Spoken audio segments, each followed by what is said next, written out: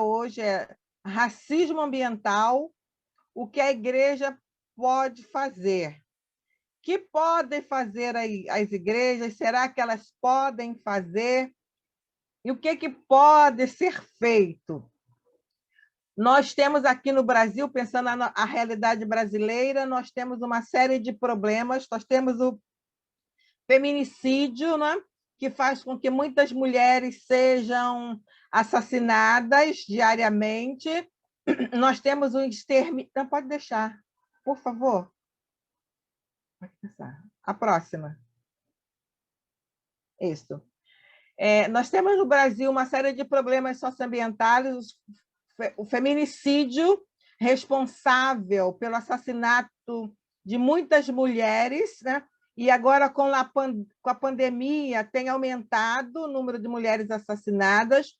Nós temos o extermínio de jovens das periferias, principalmente jovens negros. Nós temos a destruição dos principais biomas brasileiros, né? Há uns 2 meses foi apresentado o resultado de uma pesquisa que mostrou como todos os biomas brasileiros estão sendo destruídos, né? Isso é muito terrível. Nós temos a questão do racismo, o racismo estrutural, né? Que é aquele preconceito que recai sobre algumas pessoas, não é?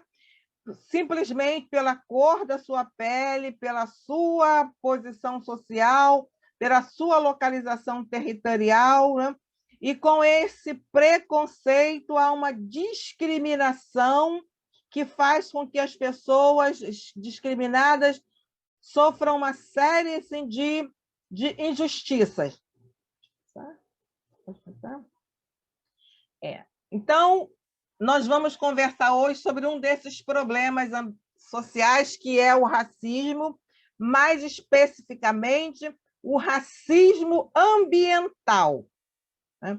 Que é uma questão que afeta, que tem a ver, que está relacionada com a localização territorial. Depois nós vamos falar um pouquinho mais. E como será essa nossa oficina, né? Ela vai ter 4 tópicos, né? A gente vai falar sobre o racismo ambiental, significados, causas e manifestações. Depois nós vamos falar como estão os demais, que terá como referência a pergunta que Neemias fez aos seus irmãos e amigos quando esses foram visitá-lo. Depois nós vamos ter conhecendo a situação dos demais, né?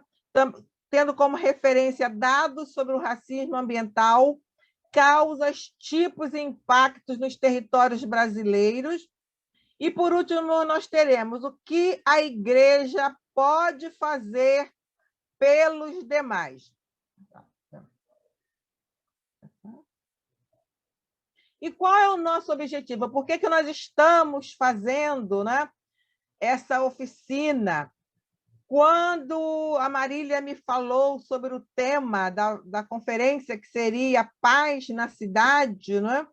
E eu conversei com ela, olha, eu tenho falado algumas questões sobre racismo, alguns problemas sociais, e seria interessante que eu pudesse ter uma fala durante essa conferência. Mandei um esboço para ela e ela aceitou, né?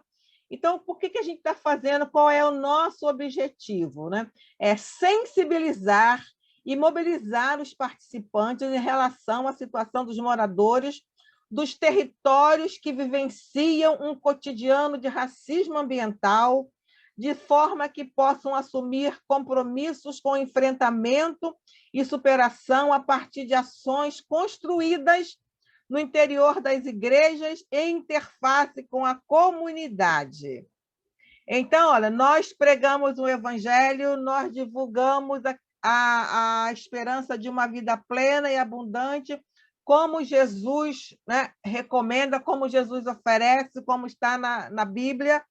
E se as pessoas que vivem essas situações, esses problemas, elas não podem ter uma vida plena. Pelo contrário, elas têm uma vida bastante atormentada.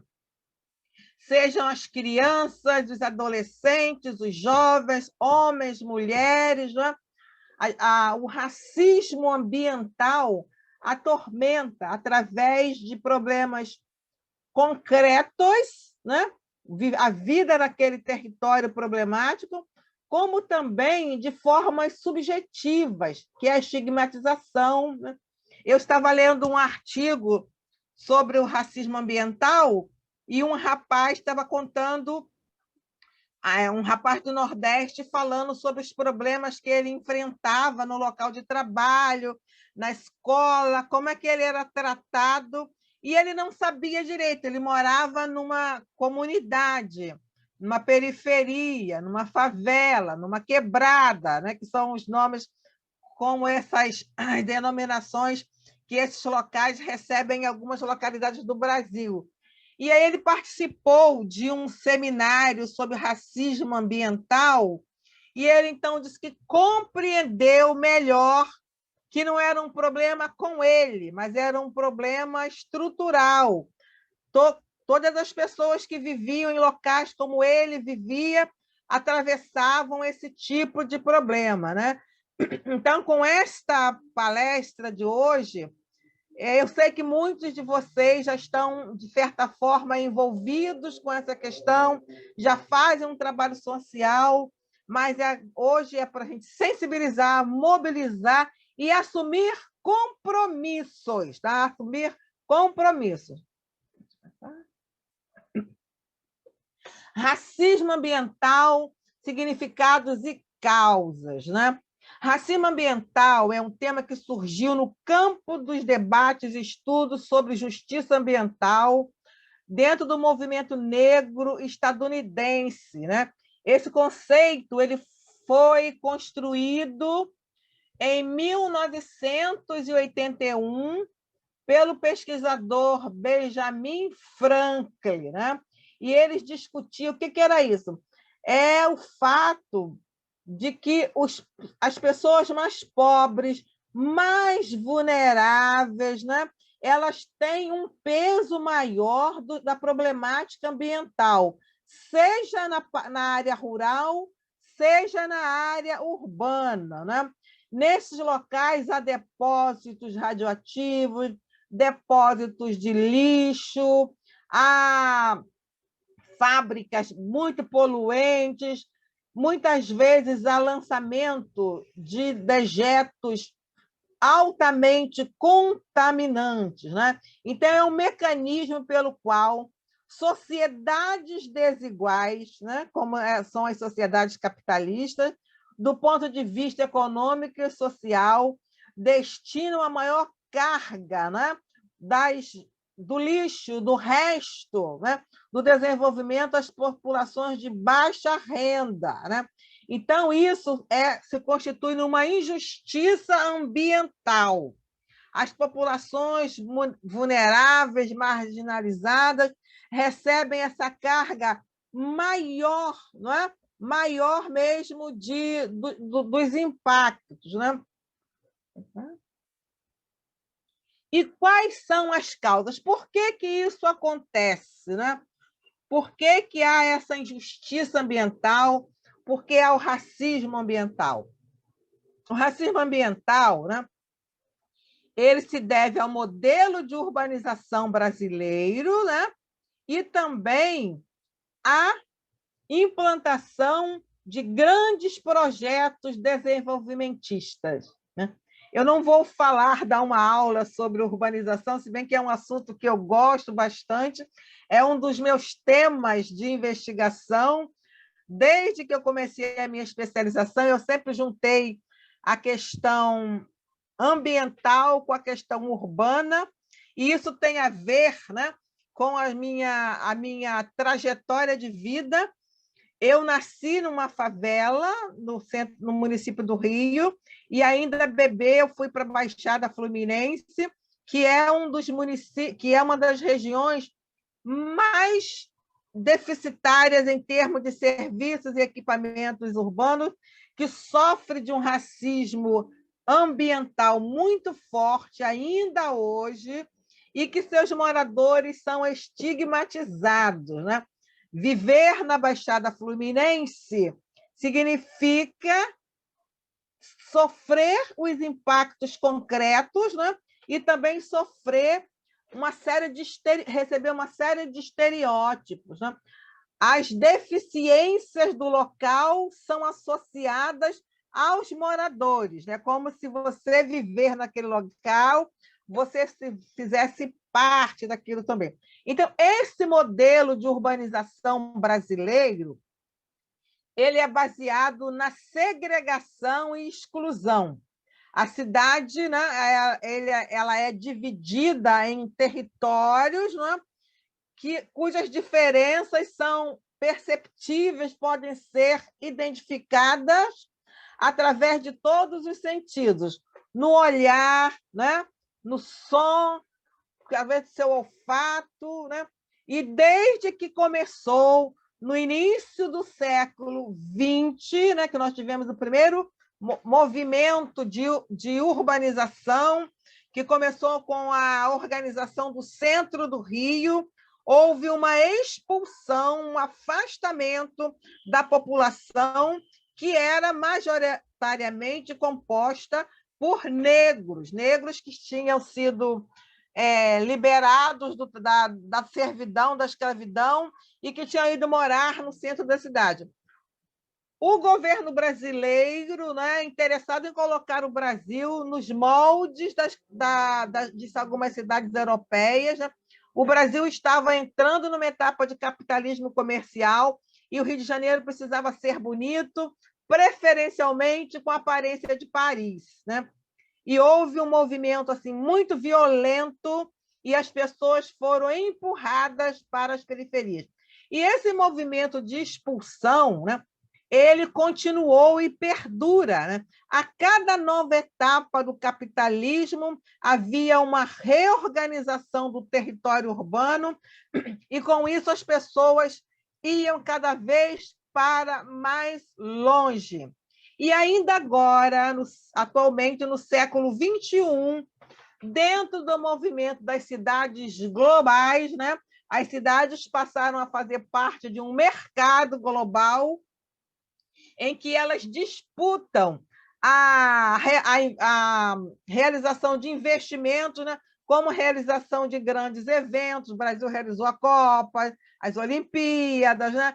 Tem alguns serviços que querem se espalhar, né, pelo mundo, e as cidades, né, ficam assim num grande mercado. Olha, a minha cidade oferece segurança, oferece todos os serviços de comunicação, oferece uma proposta de sustentabilidade, né?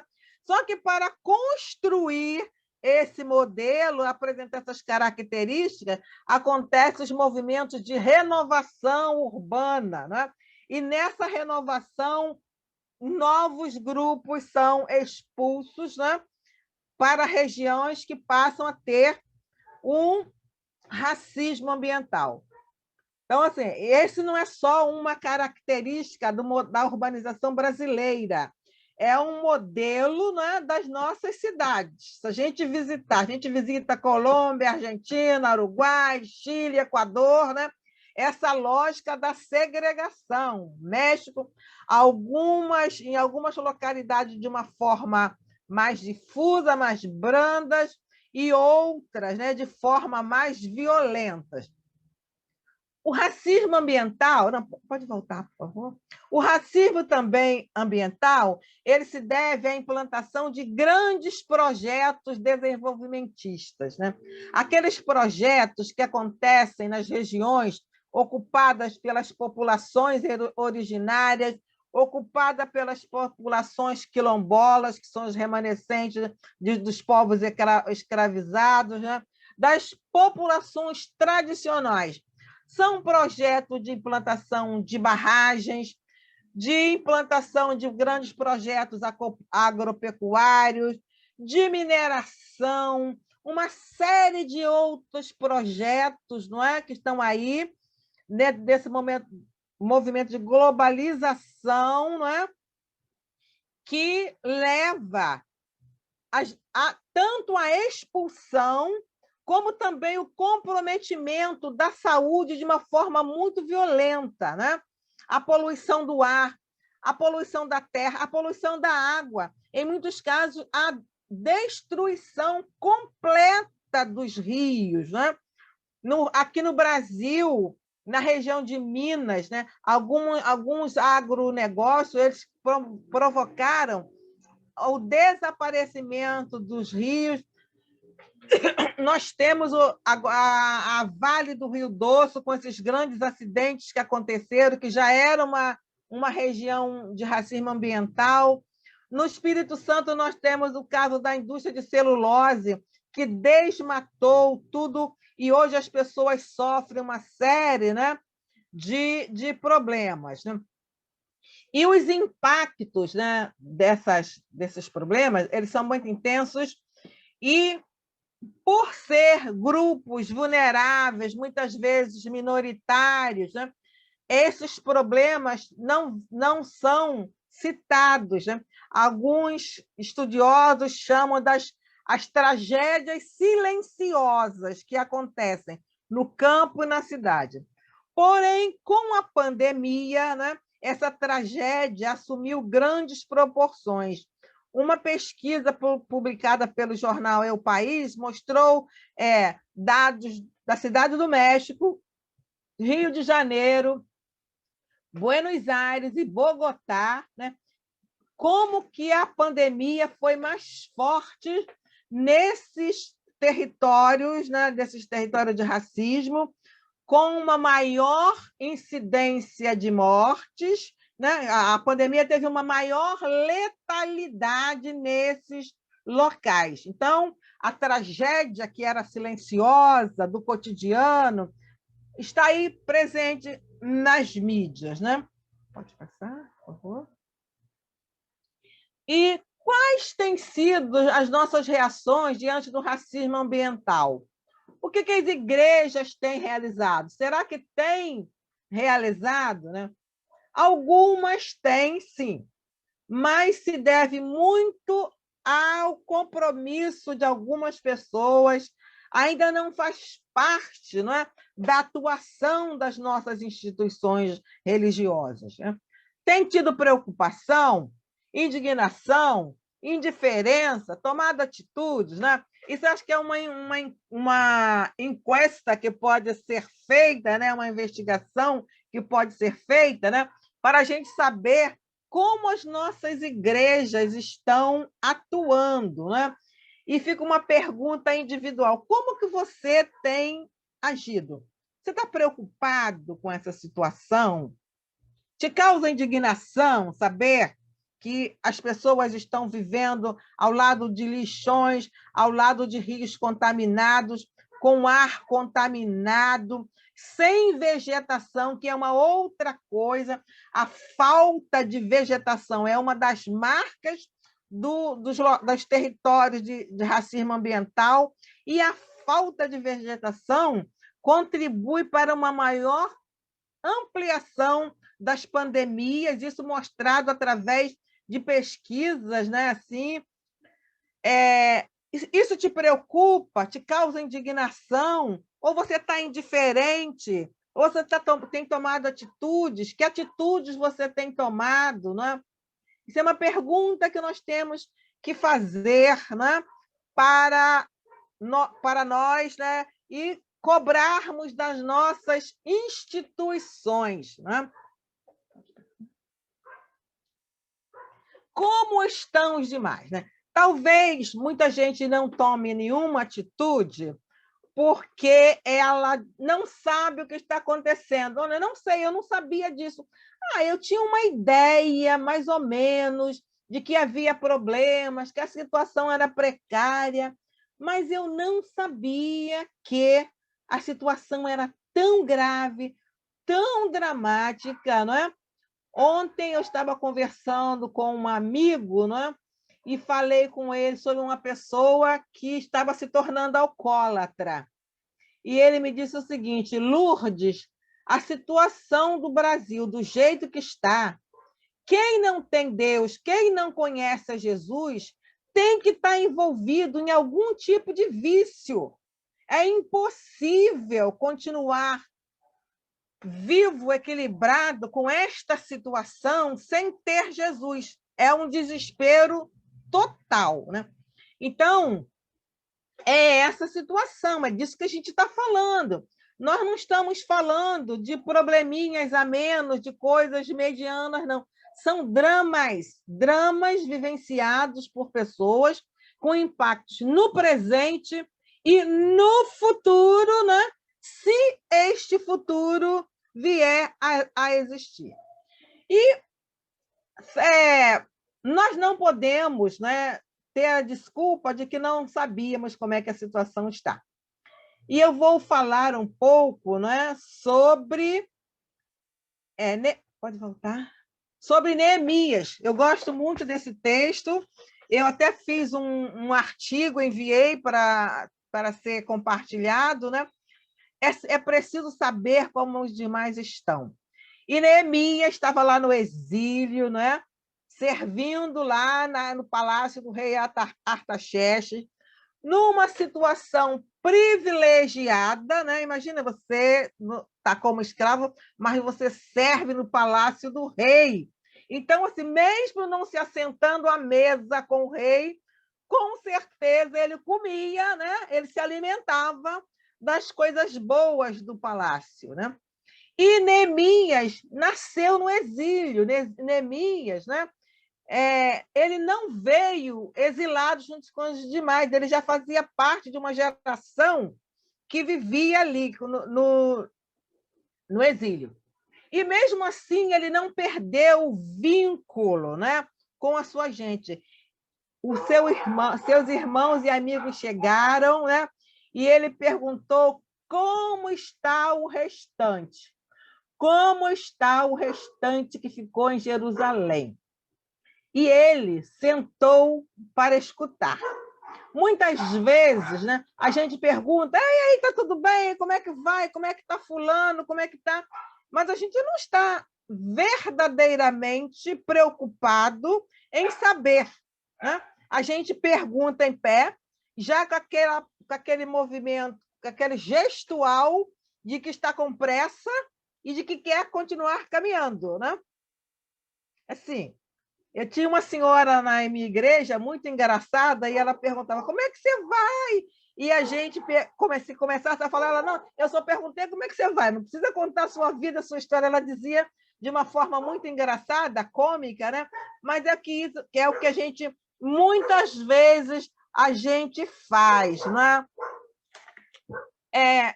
A gente precisa saber como é que estão as pessoas que vivem nas favelas, que vivem nas quebradas, que vivem nas periferias, que vivem na rua, que estão passando fome, as pessoas que perderam seus empregos na pandemia, que perderam seus provedores, porque muitas famílias eram alimentadas com os recursos provenientes das aposentadorias dos idosos, que morreram e essa renda acabou.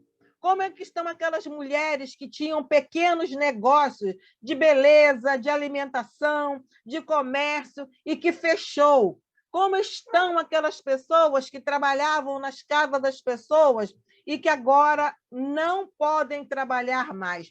Assim como Neemias perguntou, né? E foi um relato terrível, né?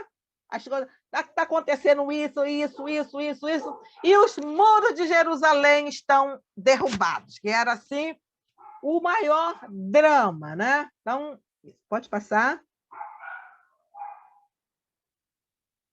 Então, pode passar. Nós precisamos conhecer a situação dos demais, né? E tem um autor muito interessante, Henri Axelrod. Ele tem uma série de publicações, também a Hermínia Maricato, tem outra, Raquel, esqueci, mas que eles fazem um trabalho de levantamento, eles fazem parte da rede, né, de pesquisa sobre a injustiça ambiental, o racismo ambiental. Eles vêm se dedicando, né, a fazer uma série de investigação. E ele fala, né, do déficit de serviços e equipamento, e ele usa uma expressão bem forte, que são chamadas zonas de sacrifício. As pessoas que vivem nesses locais, né, elas estão expostas a uma situação permanente de sacrifício. Às vezes a gente passa algumas crises, alguns problemas, já é tão doloroso, não é? Imagina viver numa zona de sacrifício permanente. Eu tive a oportunidade de participar de uma pesquisa em uma favela do município de Niterói sobre a questão das alterações climáticas, sobre as adaptações das populações às alterações climáticas, né? E na favela, né, a maioria das famílias eram chefiadas por mulheres, e nós entrevistamos algumas, né?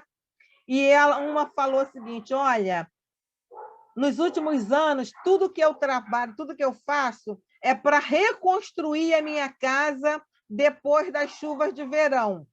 Ou conserta a janela, ou conserta a porta, ou conserta o teto. E ela falou: olha, eu tenho estado com a minha pressão arterial alta o tempo todo, porque eu saio para trabalhar e, se começa a chover, eu entro em desespero sem saber se meus filhos vão sobreviver e se eu vou encontrar minha casa de pé. Então, são essas zonas de sacrifício, sabe? A gente está vendo agora na região do Acre, né, as tempestades que encheu a cidade, mas com certeza tem algumas regiões, né, que estão sofrendo muito mais. As pessoas sabem disso, é um sacrifício perene, né?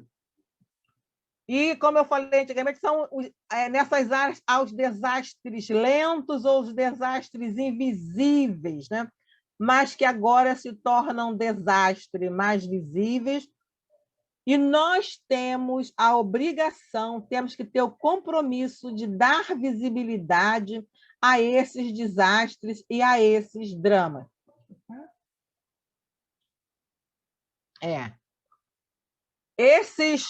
Nesses locais há uma série de impactos físicos e psicossociais, né? Toda a população é atingida, porém, a infância e a juventude sofrem muito mais. Pode passar. Agora, o que a igreja pode fazer pelos demais, né? Eu não sei quanto tempo eu ainda tenho.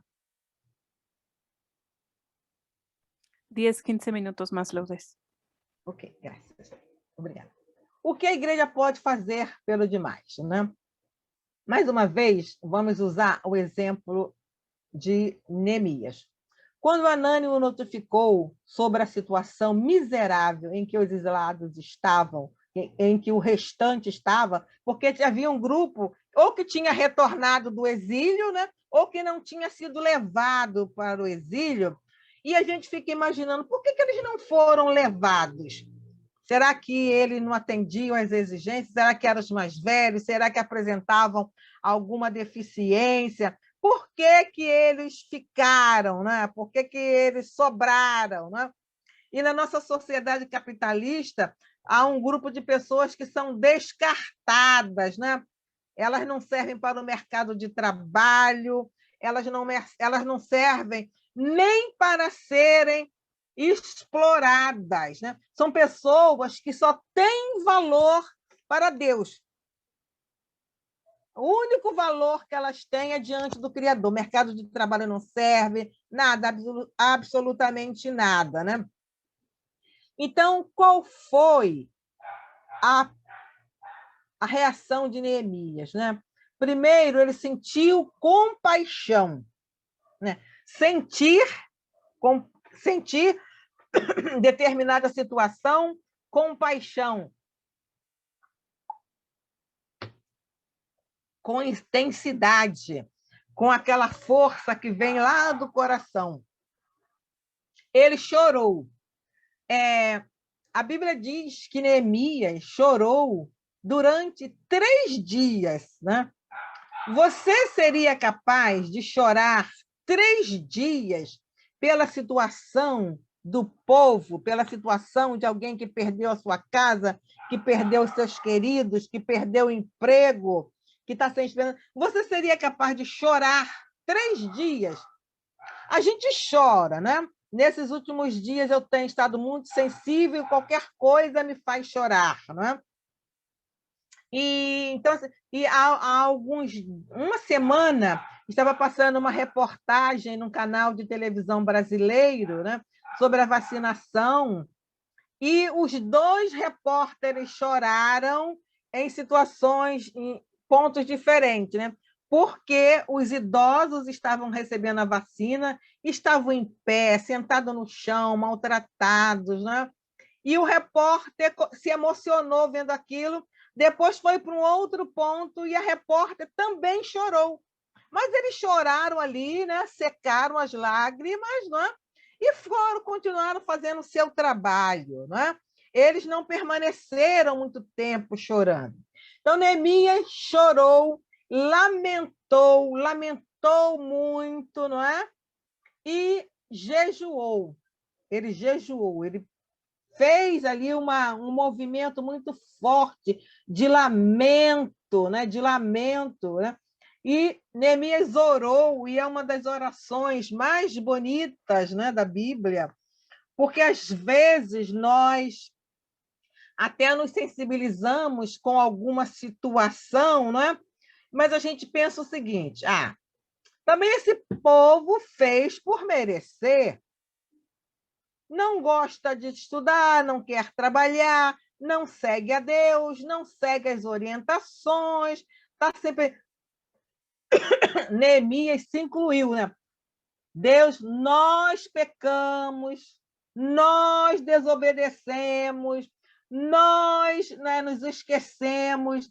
Ele se incluiu naquele grupo, ele também se responsabilizou pelaquela situação. Ele reconheceu, né, a sua responsabilidade individual, né, pelo que estava acontecendo. E depois, né, ele orou pela situação. Orou muito, né? Essa oração longa, que vale a pena reler, né? Vale a pena ler, e que nós possamos também ter esta oração na nossa vida. Depois ele compartilhou a situação com o rei. E é interessante, após um período de jejum, oração e lamento, o Senhor Deus criou oportunidades e inclinou o coração do rei. Você pode estar pensando, ora, mas eu não sei como começar. Minha igreja é tão pequena, não tem profissionais da área de geografia, nem de biologia, nem de economia, nem de pedagogia. São pessoas simples, a gente não sabe. A gente nem sabe direito o que é essa questão do racismo ambiental. A gente não sabe como ele se manifesta na nossa comunidade, quem são as pessoas afetadas, né? Então, não é chegar amanhã na igreja, né? Vamos começar a cuidar do racismo ambiental. A partir de hoje, né, todas as nossas programações vão ter que ter alguma coisa relacionada ao racismo ambiental. Jejum, oração e lamento, né? Que Deus vai indicar as pessoas certas, Deus vai criar a oportunidade, né, inclinar o coração do rei. Neemias podia ter falado, e é interessante como é que foi a situação. Neemias chegou, né, para servir as refeições com um semblante muito triste. E eles não podiam chegar tristes diante do rei, não podia estar com uma cara meio que mal-humorada ou tristonha, tinha que estar sempre alegre, vivaz. Mas Neemias, a tristeza dele era tão profunda, né, que o rei falou: isso é tristeza de alma, isso é tristeza de coração, né? E Neemias aproveitou a oportunidade. Ele podia dizer: não, isso é um problema meu, do meu povo, da minha gente, aconteceu, sabe? Mas não é nada não, majestade. Não é nada, não. Ele relatou tudo o que estava acontecendo, né? E o coração do rei se abriu, se moveu, né? E as minhas orações são sempre também no sentido, né, de que Deus mova o coração das pessoas, que Deus nos indique, nos aproxime de pessoas que possam estar nos ajudando a resolver situações, né? E que essa também seja a oração de vocês, né? E aí depois ele agiu na reconstrução dos muros de Jerusalém. Oração e atitude, né? Abriu mão de seus privilégios para ir ajudar seu povo. Ele poderia, né, ter dado algumas sugestões, né? Olha, pede o pessoal para vir aqui de novo, que eu vou dar umas orientações. Vocês comecem a trabalhar, reúnem as pessoas, façam um levantamento de como está o muro, quais os pontos mais delicados, né? Mas permanecer no palácio, porque era uma situação muito confortável, não é? Além do desconforto, havia o perigo, né? Ele conquistou muitos inimigos, havia inimigos porque eles estavam fazendo aquela obra, né? Não era do interesse que se reconstruísse, assim como assim, também não é do interesse que as pessoas saiam da situação de miséria. É muito cômodo, é útil, né, ter um grande contingente da nossa população passando fome, com problemas de saúde, sem acesso à educação, circulando em transportes precários. Algumas pesquisas mostram que a maior número de contaminação das pessoas desses territórios foi provocada pela permanência nos transportes. Isso é muito dramático, isso é muito dramático. Morreram pessoas que não tinham necessidade de morrer se elas estivessem num transporte mais adequado. Elas se contaminavam no transporte e contaminavam as pessoas em casa. Isso, olha, e há algo tão simples, né, que era ter, né, um transporte, um maior número de transportes. Mas o que aconteceu? A ganância, o egoísmo, né, fez com que os transportes fossem reduzidos nesse período. Aqui no Brasil, no Rio de Janeiro, várias linhas de ônibus desapareceram. Porque é interessante, aumenta o lucro, morrem as pessoas, adoecem, pode-se achatar os salários, porque vai ter mais gente desempregada aceitando trabalhar por aquelas condições, não é? Então, sabe, a gente precisa deixar de lado, né, o desinteresse, a apatia, e pensar, Jesus prometeu vida plena e abundante, e para todos e todas, né? E a gente precisa contribuir com isso. Pode passar? Começando a fazer, né? Racismo ambiental, assim como os demais problemas socioambientais, precisa ser abordado em nossas igrejas. A gente precisa discutir o feminicídio, a gente precisa discutir a destruição dos ecossistemas, a gente precisa discutir o racismo estrutural, que faz com que os afrodescendentes sejam preteridos no local de trabalho e no acesso à educação. A gente precisa falar do extermínio das populações originais, do quanto eles estão sendo massacrados. Aqui no Brasil, aumentou o número de suicídio das populações indígenas, principalmente de jovem indígena, porque os seus territórios são invadidos, contaminados, a sua cultura destruída, ele tem a sua cultura destruída e não pode fazer parte de uma nova cultura, né? Ele fica num lugar intermediário de muito sofrimento, numa zona de sacrifício, de sofrimento, Então, 79 jovens indígenas, eu não sei a faixa etária, cometeram suicídio. Sabe? Os nossos trabalhos, a pregação do evangelho, né, tem que incluir essas temáticas também. Eu não posso falar apenas da vida eterna depois da morte. Eu tenho que falar da vida plena agora. Esse precisa ser o nosso compromisso, né? É preciso atuar nos processos que criam e perpetuam o racismo ambiental, seja no modelo urbano, seja através dos movimentos, dos projetos de desenvolvimento, né?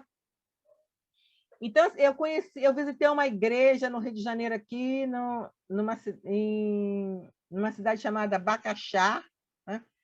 E que a igreja, por decisão de toda a igreja, de todo o corpo administrativo, participava dos conselhos da cidade, participava do Conselho da Mulher, da Infância e Juventude, Conselho da Educação, Conselho de Meio Ambiente, e não era... Eu sempre participei de conselhos, eu tenho uma trajetória de militância em movimento de mulheres, movimento negro, movimento ambiental, mas era eu, Lourdes, que ia, não ia representando a minha igreja, né? E muitas vezes eu era até mal vista, porque isso não era considerado coisa de cristão. Cristão de verdade não se mete nessas coisas, não anda andando, fica cuidando das coisas do reino. O que você tem que estar fazendo, né? Numa assembleia que se discute a questão da criação das cotas no ensino, né? Criação que deem condições para que mais jovens negros estejam na universidade. Porque você está participando, né, de conselhos de meio ambiente que está cuidando da poluição provocada pelas fábricas, ou da implantação de trabalhos permanentes de educação ambiental. Não era bem visto. Mas essa igreja em Bacaxá deliberou isso nas suas sessões administrativas, designava pessoas, né? A pessoa ia para as reuniões, depois voltava para a igreja e para todos prestava um relatório, e a estratégia, o posicionamento da igreja era discutido e levado de volta para o conselho. Então, era uma questão atuante, sabe? Era uma igreja que entendia que cuidar da vida pública, das condições socioambientais, também faz parte do reino, né? Evangelizar, pregar, pode ser feito de várias maneiras. E esse cuidado, esse envolvimento com as agruras, né, é um belo testemunho. É uma maneira, né, de você estar ali mostrando que se importa para valer, né? E é preciso cuidar, né, dos grupos impactados, né? A gente não sabe exatamente como estão os impactados desses espaços de racismo ambiental. A gente tem uma noção, e a verdadeira dimensão, a dimensão mais exata, vai aparecer daqui a 1 ano, daqui a 2 anos, né? O número de jovens, né, que abandonou a escola por falta de condições e que não vai voltar é muito alto. Isso é uma bomba relógio. A quantidade de pessoas que perderam seus negócios e não vão ter condições de retomar tão cedo também é muito alta, né? As sequelas psicológicas, né? A quantidade de pessoas que está vivendo com medo, uma angústia muito grande, né? Elas têm medo, elas não sabem o que aguarda, né? Então, são pessoas que estão adoecidas, né? Adoecidas, e que não vão ter condições físicas e psicológicas de continuar tocando a vida, como a gente fala aqui, se elas não tiverem um suporte muito grande. Isso está acontecendo de maneira geral, mas nesses territórios de racismo ambiental. Então, a gente precisa assumir o compromisso hoje. Eu não vou dar nenhuma receita, faz assim, assim, assim, assim, assim. Cada localidade é uma realidade, cada território, né, tem as suas especificidades, e esse trabalho ele precisa ser feito em interface com a comunidade, com as instituições, com as ONGs, com as empresas, né? São as pontes sociais. Tem que se estabelecer pontes sociais, unir-se a outras instituições religiosas, unir-se a ONG, unir-se a empresas, unir-se a pessoas, formar um movimento, né? E aí construir a estratégia. Muitas vezes a solução vai... Muitas vezes, não, sempre, as soluções aparecem do diálogo, da interação, das conversas, né? De ouvir as pessoas, de ouvir, né? Esse movimento de ouvir, né, é muito difícil, né? Eu sou economista, né, assim, da área hard, né? E às vezes eu ia participar de algum projeto, né? E eu já chegava falando, né? E às vezes as pessoas dizem, não, Lourdes, não é assim, tem que ouvir. Eu falei, então fala rápido, vocês ficam falando muito, parece até uma terapia coletiva. Fala mais rápido, sabe? E eu custei a aprender, né? Que é nessa escuta, nessa troca, né? E principalmente quando trabalha com as comunidades, a gente precisa lembrar que está tratando com pessoas excluídas, que não costumam ter direito à voz, que não têm segurança se o que elas pensam, se o que elas dizem é acertado, tem dificuldade de se expressar oralmente, tem uma série de dificuldades, não é? Elas não vão falar no primeiro encontro, elas não vão falar num grupo de 40 pessoas, mas num grupo de 5, de 3 elas vão falar. Elas podem fazer relatos maravilhosos, né? Elas têm sugestões acumuladas, né? Porque viver numa zona de sacrifício faz com que as pessoas aprendam a sobreviver e elas vão criando estratégias, né? Que se fossem incorporadas às políticas públicas, se fossem incorporadas aos projetos, teriam resultados bem satisfatórios, né? Então, é isso que eu gostaria de trazer, né? De conversar com vocês hoje, nessa tarde, né? E que a gente possa, né, estar orando, primeiro assim, tendo compaixão, sentir compaixão. Compaixão como Jesus sentia dos enfermos, dos endemoniados, não é? Das pessoas desamparadas, uma compaixão que fazia agir, não é? Compaixão de Neemias. Hace actuar como la de Nehemías, una compasión de muchos otros ejemplos en la Biblia. La compasión mayor de Dios de ver nuestra situación y enviar su Hijo en la cruz para salvarnos. Entonces, que nosotros tengamos la compasión, porque es a partir de ahí que nuestras iglesias van a poder trabajar, no con el racismo ambiental, pero con todo. E abundante. Obrigada.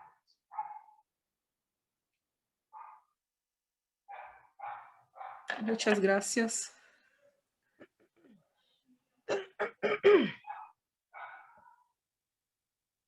Muchas gracias, hermana Lourdes. Una bendición y muy desafiante este tema. Y pues queremos pasar un tiempo de preguntas y respuestas sobre este tema tan relevante. Entonces, Nivia o Marilia, cualquiera, ahí bueno, Nivia va a ser, nos va a ayudar a dirigir este tiempo en preguntas y respuestas con los dos idiomas. Ah, vai ser aqui, não vai dividir em grupo. Não, vamos a dividirnos. Ya Ah, aquí. bueno. Déjame buscar las preguntas. No, Ah, tiene algo para la hermana Lourdes, podemos compartirlas. bueno, si hay alguien que quiera preguntar algo a Lourdes, podríamos Sí. hacer ahora. Yo tengo una pregunta.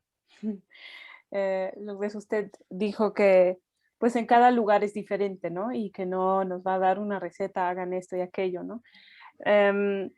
Yo creo que yo entro en la categoría de las personas que mencionó que como que saben que hay un problema, pero no saben mucho.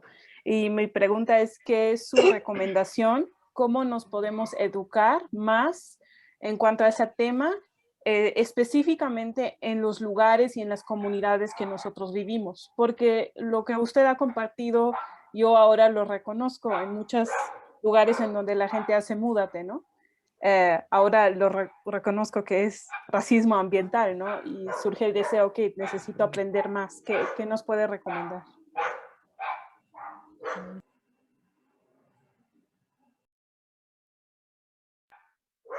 E esse tema precisa ser abordado, talvez se realizasse um taller, um seminário na igreja, onde as pessoas fossem convidadas e fosse feita uma apresentação do tema, o que é o racismo ambiental, como que ele impacta a vida das pessoas.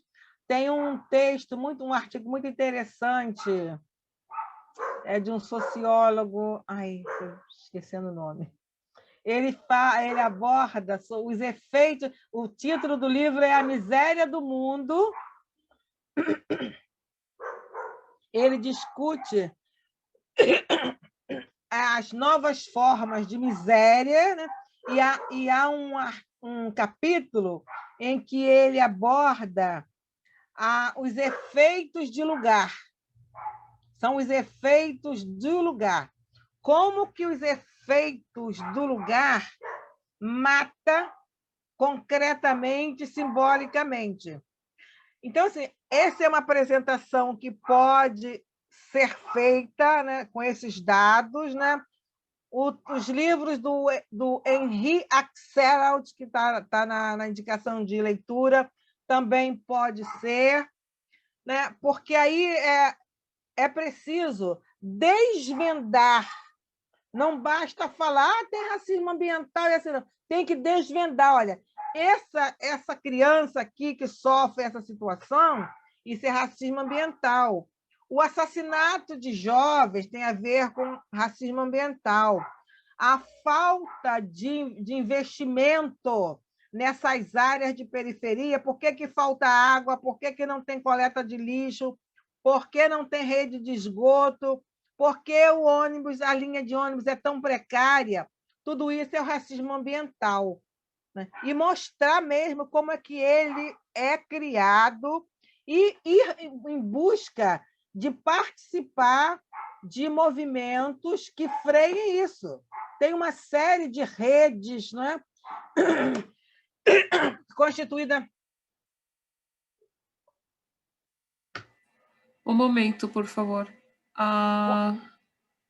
¿Puedo hacer la traducción o Lourdes puede hablar en español, por favor? Sí, puedo hablar en español. Muchas gracias. Sí. Há muitas organizações sérias que trabalham com essa temática.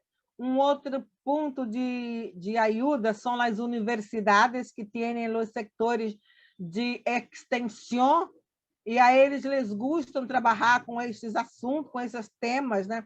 Então, a igreja tem que reconhecer isto. Há racismo ambiental. Muitas pessoas de minha comunidade sofrem com isto e há caminhos para a superação e nós outros tendremos que ter o compromisso como servos de Jesus Cristo de ajudar a superar isto.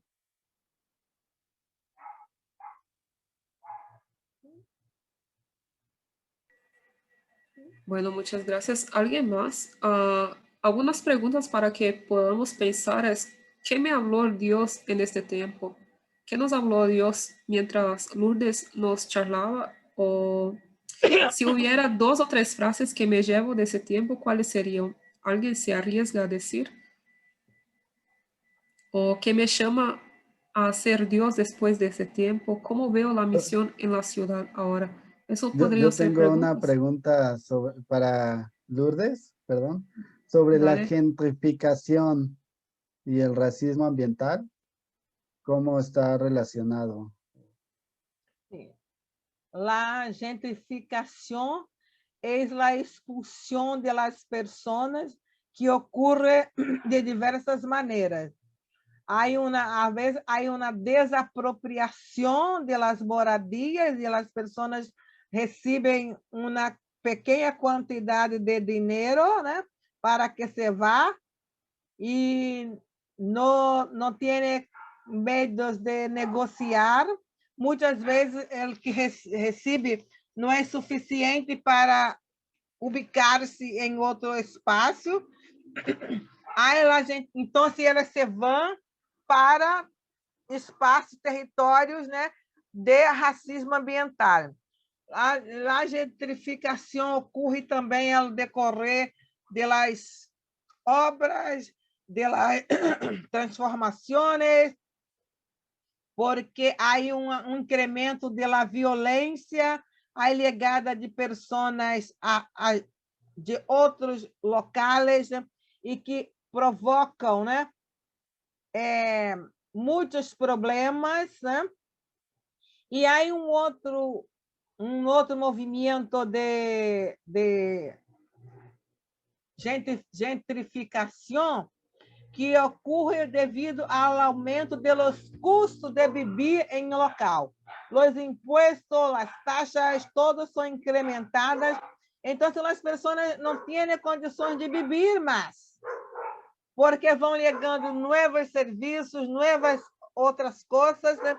Então, eles vão viver em um local, em um território, onde há racismo, que são em Brasil, em Rio de Janeiro, há uma experiência muito marcante disso.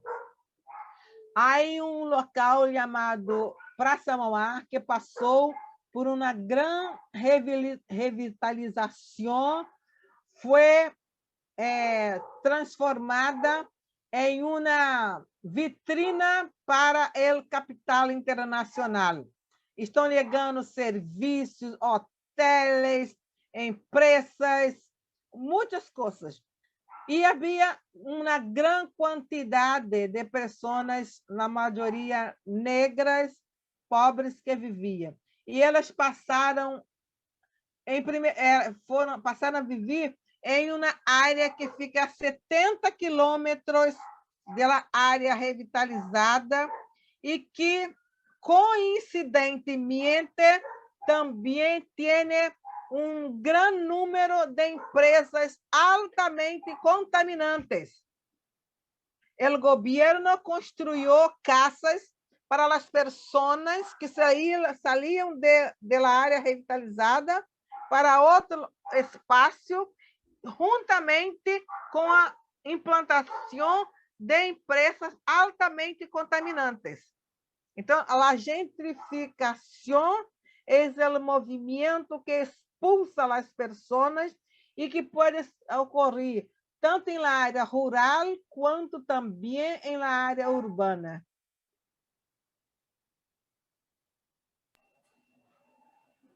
Muchas gracias, Lourdes. Foi mal. Vou falar em português mesmo. Aí você que lute aí, Nívia. Não, eu nem vou traduzir. Tá. Mas então... Muito obrigada, Lourdes, por trazer esse tema para a gente, de verdade. Eu acho assim que, pelo menos para mim, pessoalmente, uma coisa que mudou muito no fato de fazer Muda-te, de morar numa comunidade, foi o meu olhar para essas pessoas e para essas localidades também. E eu acredito que esse tema do racismo ambiental é também mais uma contribuição assim nessa mudança de olhar, porque muitas vezes, e infelizmente na igreja, a gente ainda tem uma visão muito focada fora da terra, como até você falou e outros preleitores falaram também, né? Então a gente sempre fica muito focado em levar Jesus para as pessoas, mas a gente esquece que Jesus nos enviou ao mundo e que tem toda essa coisa da Shalom de Deus, do reino de Deus e tudo mais. E está sendo muito interessante ouvir todo mundo na conferência para pensar que é mais do que morar numa comunidade, mas é ter os olhos abertos para a realidade que está ali, observar de verdade todas essas questões do racismo ambiental, do racismo de maneira geral mesmo, assim, e perceber que tem muito para ser feito, que não é só se mudar, mas estar com os olhos abertos de verdade. Foi muito relevante, muito importante, assim, acho que a gente realmente tem muito para aprender sobre isso. Eu queria acrescentar uma coisa, a questão do olhar, né? Uma das formas assim de discriminar, uma das formas de discriminar, de afastar as pessoas é através de nosso olhar, de nossa mirada. Como nós outros estamos mirando as pessoas destes territórios que chegam a nossas igrejas? Como miramos essas pessoas? Como miramos a essas pessoas, né? Que é uma coisa muito delicada. Nós outros queremos que eles cheguem, pero não queremos. Primeiro queremos que eles cheguem trajado como nós outros, né? Com o louro de nós outros, que nem sempre é o melhor, né? Pero com o louro de nós outros, com o comportamento de nós outros, com o vocabulário de nós outros, né? E a nossa mirada, né? A mirada disse muito, né? Muito sobre nosso sentimento ao respeito daquela pessoa. E uma mirada pode fazer com que esta pessoa esteja junto ou então que ela se vá. Ok. Nossa, muito obrigada, Lourdes. E só para finalizar, Obrigada a vocês. a Lisandro de Ecuador, que vive em Guayaquil, escribió que no sabía que existía el problema de racismo ambiental. Muchas gracias por compartir este tema. Creo que Dios me ha motivado a continuar el trabajo del cuidado de nuestro ambiente. En mi barrio sufrimos mucho de este problema. Y bueno, Sophie escribió también, nuestra mirada dice mucho respecto a nuestros sentimientos sobre aquella persona. Entonces, después de eso, me gustaría agradecerte por esta charla. Yo también no conocía mucho acerca de este tema, no con este nombre, racismo socioambiental, nunca había escuchado así, pero muchas gracias. Salgo con muchos desafíos. Y bueno, quisiera orar por ti. Bueno, yo quería hablar una cosita más. Por favor. Eu creio que em março vamos oferecer curso de 30 horas sobre racismo ambiental nas igrejas. Vai ser eu, juntamente com 2 pastores e 2 investigadoras de Universidade do Nordeste, e vai ser através da Tier Fund. Então, quem tiver interesse, né, pode procurar inscrever-se. Eu ia começar agora ao início de março, mas com o meu problema, adiamos pouco e possivelmente vai ser na segunda semana de março. 30 horas, com discussões, todos os participantes vão poder falar, ler os livros, fazer questionamentos, e vamos a ter algumas indicações, né, para que as igrejas implementem.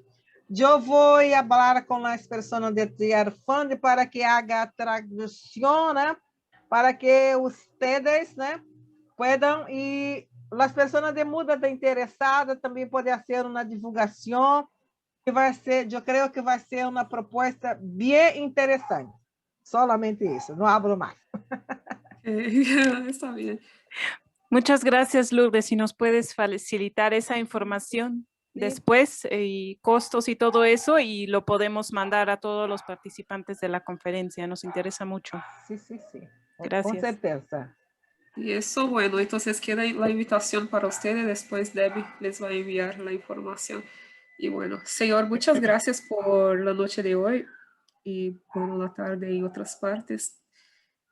Te agradecemos por aprender un poco acerca de lo que es el racismo ambiental y cómo podemos involucrarnos con nuestras realidades y mirar cómo es que están las personas.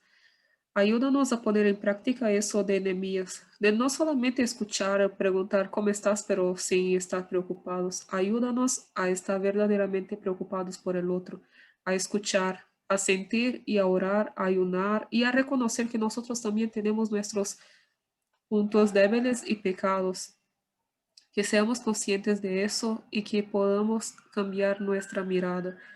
Ayúdanos, Señor, y te agradezco por la vida. Te agradezco por la vida de Lourdes. Te pido que siga con ella, siga hablando en su corazón.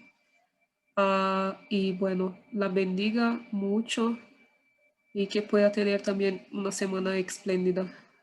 Queda con nosotros todavía en esta conferencia. Gracias porque nos ha bendecido muchísimo hasta aquí. Permanezca con nosotros. En el nombre de Jesús, amén. Amém. Amén. Amén.